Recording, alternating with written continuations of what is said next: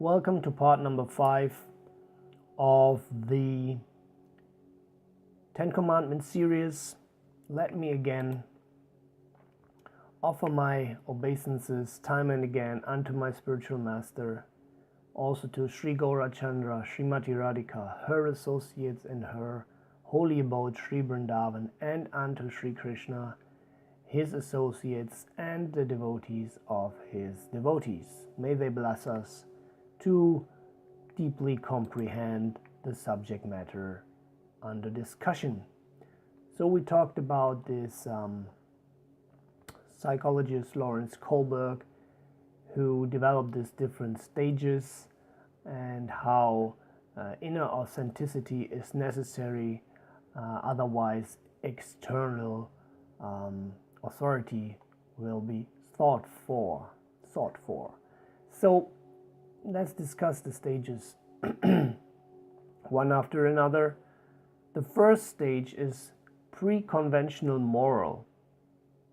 So the impulse for activity here is tamaguna, or the mode of ignorance.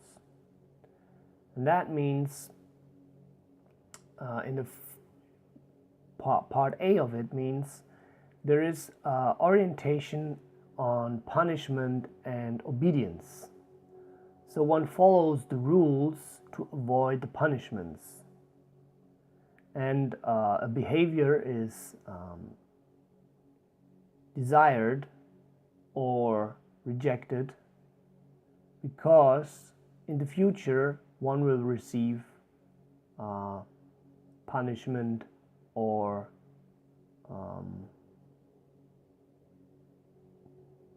how to say?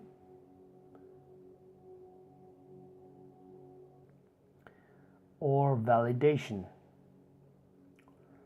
So the criteria for the activities that one is taking are only personal gain and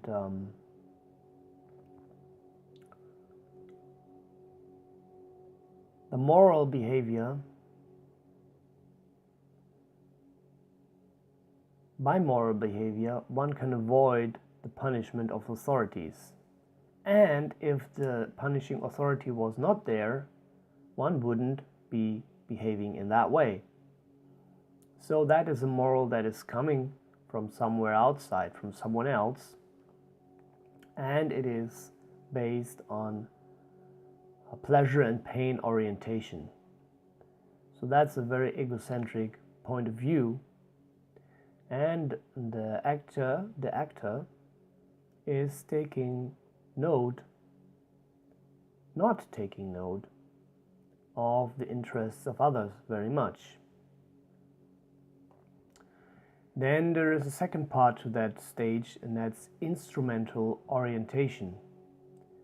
In that stage, one follows the rules to gain personal advantages of immediate self-interest.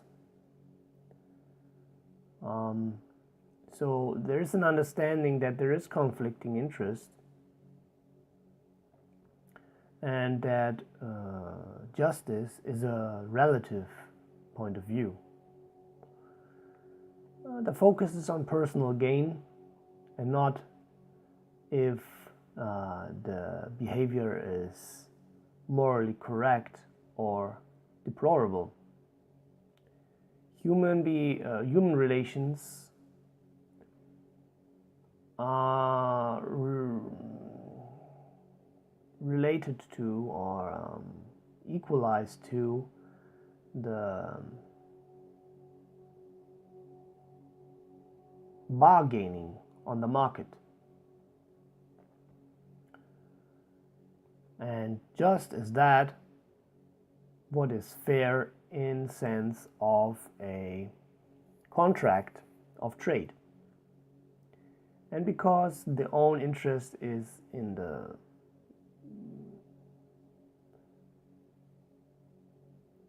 front, so when there is disappointment, there will be anger or scorn. and retaliation that will be activated. And in the common religiosity,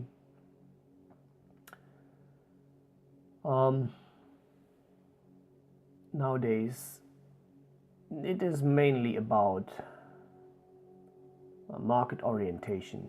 Religion is good when it gives material benefits, and in brackets it is compared to Calvinism. So once we become tired of that, we can go to level 2, and that is called conventional moral. And here the impetus for action is Rajaguna, or the mode of passion. So the first part of that, point A, is orientation according to common ground or unison. So the other person is recognized, and one wants to fulfill the expectations of the person we are relating to, and also the authorities. And if one cannot fulfill the expectations, then there will be feelings of guilt. So people in that stage will seek recognition and the approval of the society around them. So the expectations and convictions of the humans in one's surrounding, means the family, the ethnic group, the institution, the nation, etc., they monitor and control the behavior. Good is what is thought of as correct by the group. And the reason to do that which is right is the need to be seen as a good human in the eyes of the group. That, of course, is very dangerous, because it bears the ground for a lot of justified terror or force, the use of force, as we have seen in history. So whatever the group rejects, doesn't matter how much truth is in that, will be seen as false. A good citizen,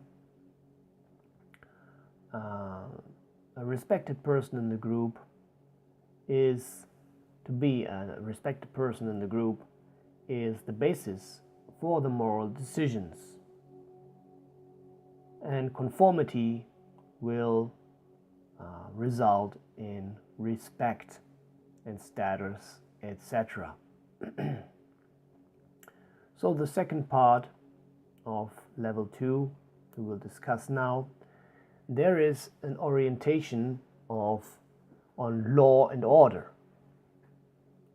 And that is when the basic codes of behavior are so internalized that one feels them to be right naturally. There is something like a social conscience, and the main focus is to follow the rules of the given system so that law and order can be upheld. And there is understanding for the importance of a consensus about norms of behavior so that a society can function. So here the behavior directives are not only taken from the important figures or persons in one's life, but there is an acceptance of commonly rules that are applicable to all. And the reason to do what is right is the functioning of the social body, and to avoid the collapse of the system. So to go against the conventions would bring discomforts and rejection. And the conscience on this level tells the person to stay in the herd. Don't break out, be a good sheep. So now we've come across the 10 minutes mark again, so thank you for tuning in, and thank you for your participation, thank you for your valuable comments, your shares and likes. Please discuss with us, and see you in part number 6 probably. Okay, bye bye.